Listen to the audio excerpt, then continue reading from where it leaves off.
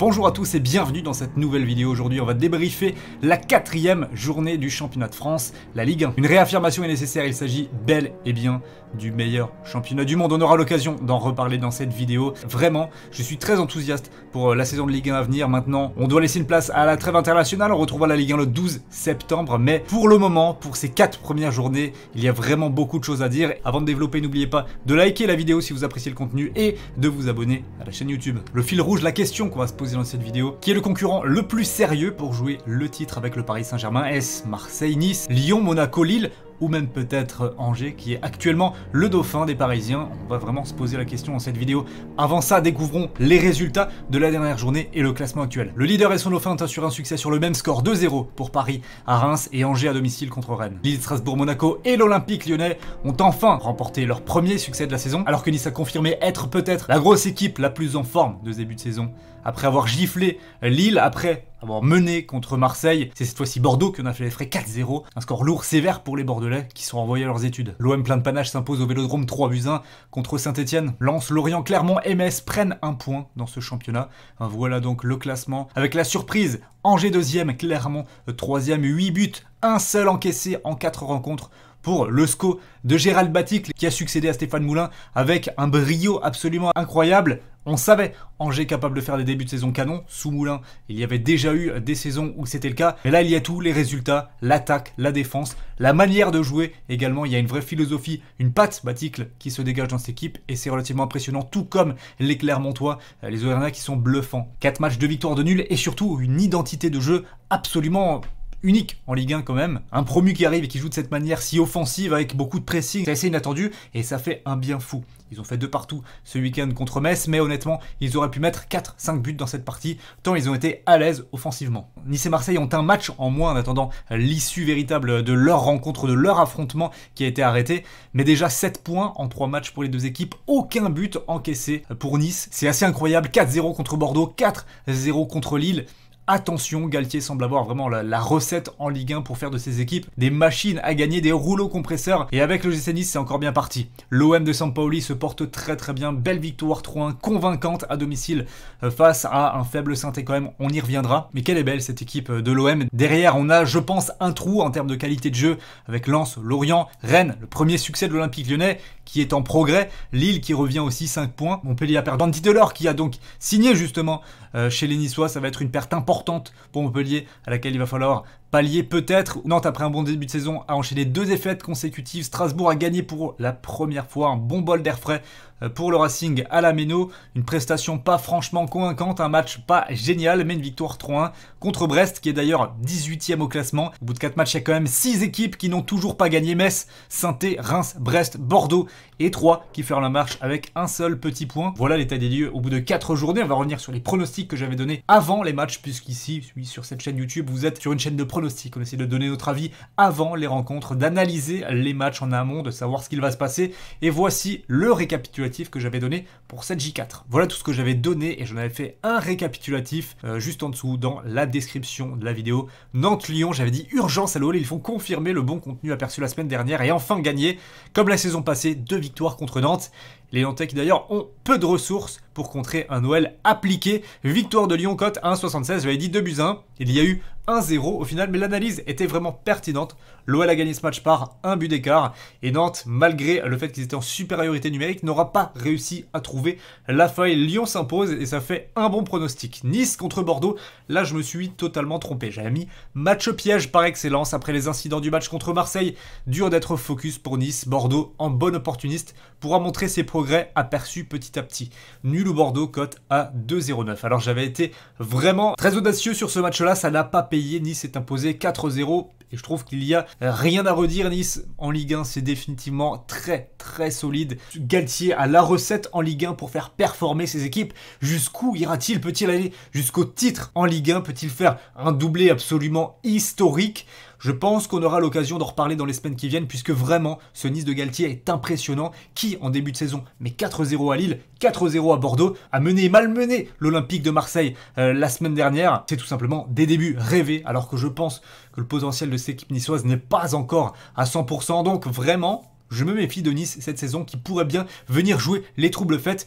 Pourquoi pas dans la course au titre, mais à minima dans la course au podium. Marseille-Saint-Etienne, j'avais dit un partout. Comme pour Nice, l'OM aura affaire à un match piège, même si l'homme du début de saison des Verts est leur gardien. Les contre-attaquants stéphanois auront des opportunités. Mon pronostic, Saint-Etienne marque un but, cote à 1,40. Alors ils ont bien marqué, mais il y a eu 3-1 pour l'Olympique de Marseille. J'ai été trop gentil avec Saint-Etienne dans mon analyse et peut-être un petit peu dur avec les Marseillais qui au final se sont imposés relativement tranquillement et de manière extrêmement méritée. Vraiment Marseille aussi le très bon point de ce début de saison. L'OM sous Sampaoli, c'est très agréable, il y a du spectacle, ça jout.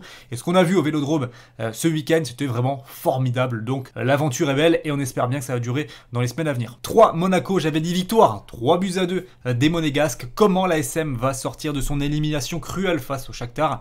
3 a montré face au PSG que devant leur public, ils feront le spectacle. Pronostic LDEM, les deux équipes marquent, cote à 1,68. On a eu tout bon. Victoire de Monaco par un but d'écart. Ils se sont imposés 2-1.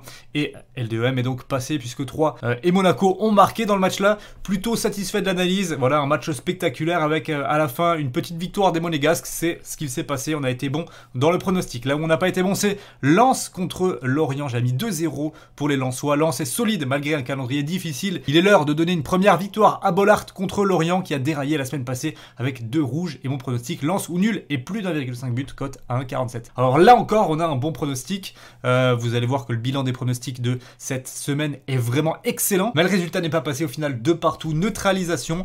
Je suis un petit peu déçu de l'analyse puisque je voyais quand même vraiment Lens s'imposer.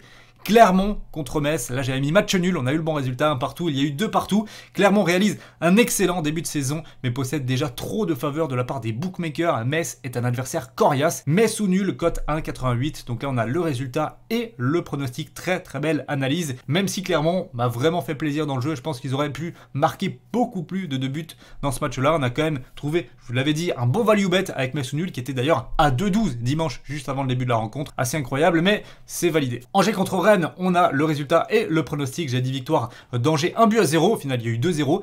Deux bonnes équipes qui ont les qualités pour faire perdurer un bon début de saison. Rennes a joué jeudi en Norvège. Avantage donc aux locaux. Angers au nul, cote à 1,44. Excellente analyse, excellent pronostic. On est pile dedans. Strasbourg-Brest, excellent sur toute la ligne, puisque score exact, 3-1 pour Strasbourg. Brest est bon, mais tendre. Strasbourg va monter en puissance, l'équipe a de la qualité. La Méno a assez patienté, la victoire c'est pour aujourd'hui, et c'est effectivement ce qui s'est produit. Strasbourg gagne, cote à 2, belle cote qu'on a réussi à trouver dans ce match-là, très satisfait. Lille-Montpellier satisfait aussi, puisqu'on a eu la victoire des Lillois sur le score de 2-1. En réalité, j'avais dit 2-0, mais mon analyse était bonne. Lille m'a agréablement surpris la semaine passée à Saint-Étienne. Il est temps de prendre une première victoire contre un MHSC plombé par les rumeurs de transfert. À l'époque, je savais pas encore que Delors avait signé à Nice, mais la victoire de Lille, cote à 1,76, ça passe. Très bonne analyse. Et on termine avec le 10e et dernier match, Reims contre le Paris Saint-Germain. Reims est capable de coups d'éclat et honnêtement je les attendais moins bons en ce début de saison. Ils ne donneront pas 3 points gratuits. Paris gagne, fait le spectacle sans sérénité,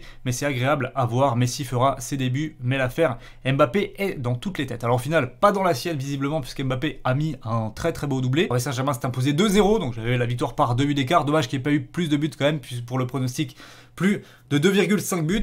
Mais voilà, Reims a quand même opposé une belle résistance. Il y a eu le but de l'égalisation à un partout qui a été refusé à rien du tout par la VAR. Donc quand même dans l'analyse on était bon. Et je suis très satisfait de ce début de saison au niveau pronostic. Je pense clairement qu'on est dans le vrai. Je suis vraiment bien dans ma saison de Ligue 1. J'espère que ça va continuer. Alors maintenant, qui va pouvoir concurrencer le Paris Saint-Germain en Ligue 1? Alors on voit que selon les bookmakers, c'est Lyon qui est le favori en seconde place avec une cote à 16 pour le titre. Nice à 20, Monaco à 20, Lille à 20, Marseille à 35 et derrière on a un gap avec Rennes à 70. L'actuel dauphin est bien loin, Angers avec une cote de 1500, mais je suis clairement pas d'accord par exemple de mettre Lille plus favori que Marseille. Je trouve pas ça normal. Marseille montre de très belles choses et est en train de se constituer un effectif vraiment intéressant. On n'a pas encore eu le retour de Milik sur les terrains. Amin Harit a donc été prêté au club olympien. Il y a de très belles choses qui se profilent pour les Marseillais. Ça peut largement envisager un podium et pourquoi pas aller titiller plus. Il faut être ambitieux. Des saisons surprises comme Lille la saison passée sont tout à fait possibles. Et si on arrive à aller au bout des choses, au bout du plan de jeu et de tenir sur l'entièreté des 38 journées, ça peut vraiment donner quelque chose de beau. Pareil pour l'OGC Nice qui me semble vraiment être le projet avec l'OM le plus séduisant de Ligue 1. J'attends Lyon monter en puissance. J'attends même Lyon et Monaco monter en puissance dans les les semaines, les mois à venir. Ces deux effectifs qui ont énormément de qualité, de coachs emblématiques qui sont capables de faire durer des bons résultats sur toute une saison, Peter Bosz et Niko Kovac. Donc voilà. Je suis pas inquiet pour Lyon et Monaco, il y aura sûrement une très belle bataille à 4 pendant longtemps dans ce championnat. Paris, Lyon, Nice, Marseille. Je mets Lille un petit peu en retrait puisque selon moi ils n'arriveront pas à enchaîner les résultats et à tenir le rythme du wagon des 4 devant. En tout cas c'est mon ressenti à l'heure actuelle. Je pense qu'ils finiront 5e au mieux les Lillois dans cette saison. C'est mon avis après 4 journées de Ligue 1. J'attends avec grande impatience le vôtre dans les commentaires. Dites-moi un petit peu ce que vous pensez de ce début de saison, de toutes les équipes, de votre équipe, pourquoi pas en particulier dans les commentaires. Et nous, on se dit à très très vite pour continuer de parler football, continuer de pronostiquer les matchs. Il y a la trêve internationale, il y a pourquoi pas des matchs de l'équipe de France intéressants à venir. On va voir ce que ça va donner après l'Euro raté. Est-ce qu'il y aura un renouveau dans le style de jeu, dans les compositions d'équipe sous Didier Deschamps? On a vraiment hâte de voir ça.